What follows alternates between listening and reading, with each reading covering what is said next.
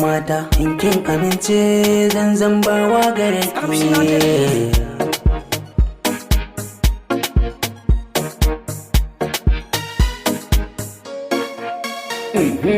Ya gamo a hanyar tafiya ta daga yan budurwa na taku, so nake na ɗanye bata zance na ta zuciya ta na shakku. Salam alaiki yan mata na zo gare ki, in daure ki amsa wani sako na zana baki. Na daɗe ina bin kyama ya zuciya ta ce kar da na barki, tunda na sa kalar ki dona na ta zuciya ta na shauki. Ta ce gani wai lallai sai na tare ki, dan akwai bayanan sirrin da take so ta baki.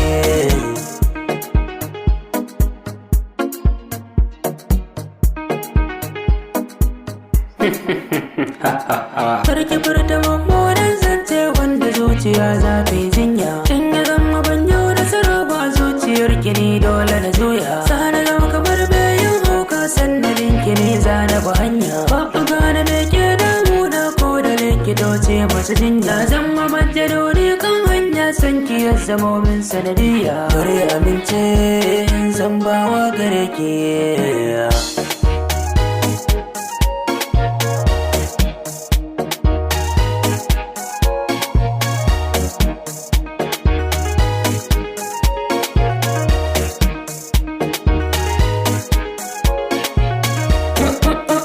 Sallama ‘yan mata ba ki amsa ba, da ke nake kin je da ke duk da an ce shiru magana ce ina jiran amsar taki. Duk sayin da gari zai waye rufin asirin baba taki, haka zan kasance majiran amsa gare ki.